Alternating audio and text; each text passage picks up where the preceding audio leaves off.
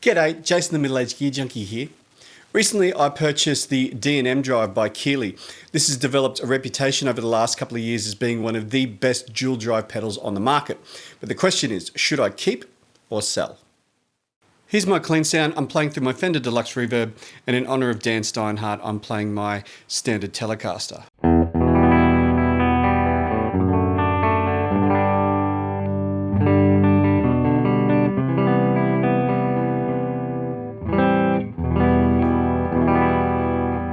Speaking of Dan, we'll start with Dan's side of the pedal, which is the drive side. So I'll just whack that on.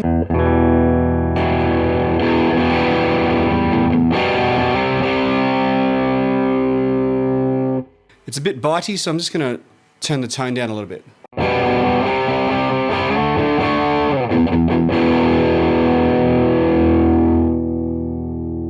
This is with the gain all the way down.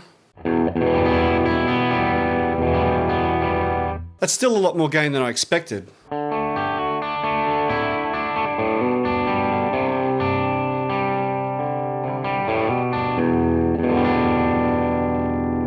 Still sounds quite warm though, so I'm just going to start turning it up.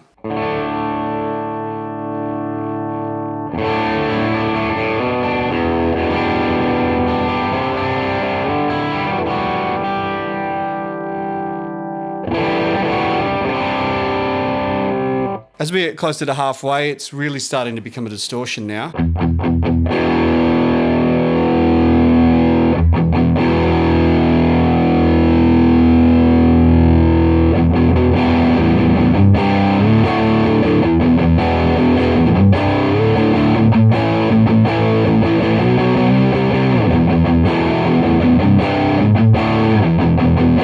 And that's actually quite a chunky, heavy distortion. It's definitely got a lot of sustain, so when I hold a chord,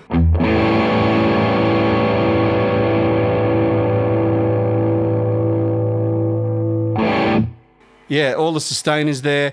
It's got a lot of clarity to it. I would probably describe this as being a full range overdrive / distortion, which is not surprising given that Dan Steinhardt's favourite overdrive is the King of Tone, which is a full range overdrive.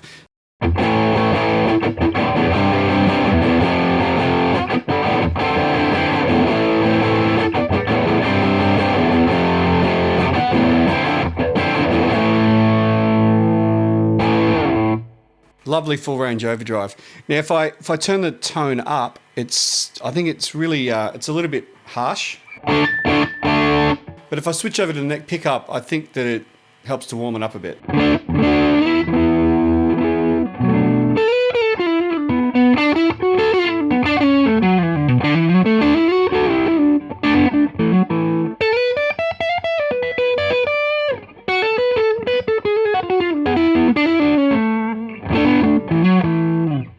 Yeah, I think with the tone up, it certainly suits neck pickups.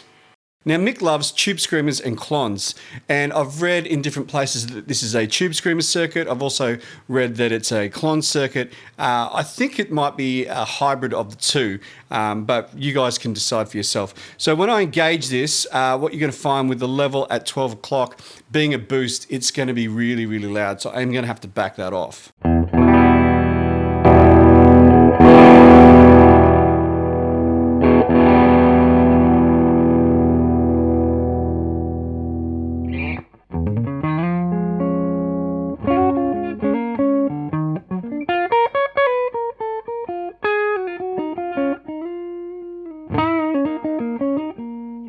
Yeah, it's definitely a mid-range warm boost with the gain right down.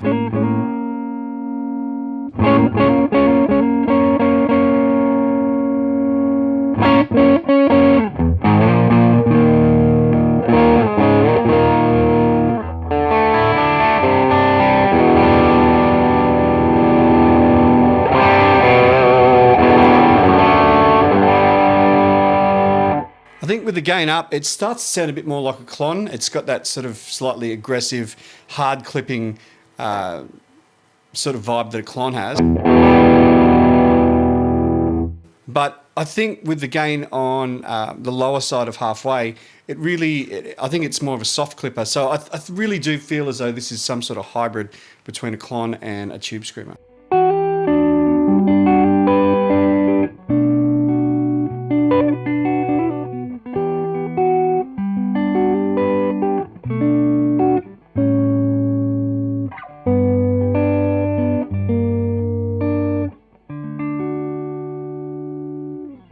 So now I'm going to try stacking them together.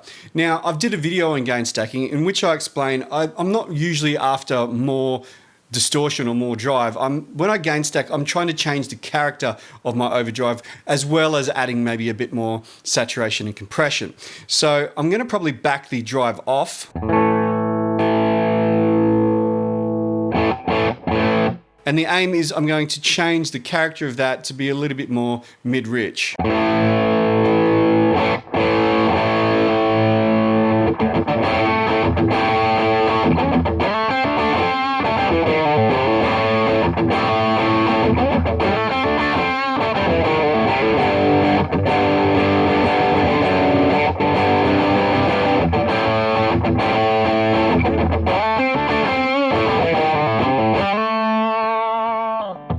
Excellent. All right.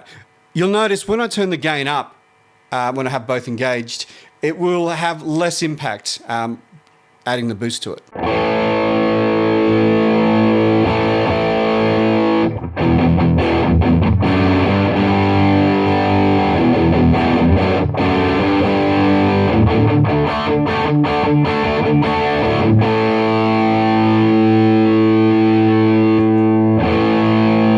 So it adds a bit more saturation and a bit more compression, but it's not really changing the character too much by adding more gain from the drive. So now what I'm going to show you is one of the cool things about this pedal is that you can reverse the order. You can have the boost after the drive. And what that does is it filters the drive through this mid-rich boost channel, and it's really going to create a more focused mid-range sound.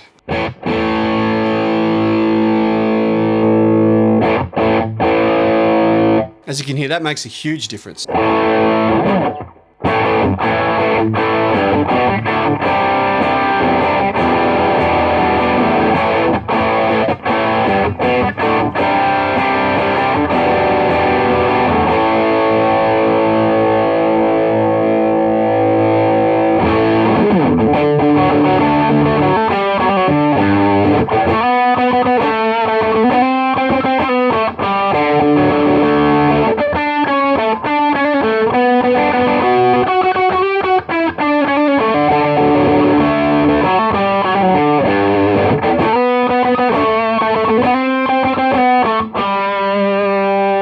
If I was to switch that back around, it would sound very different.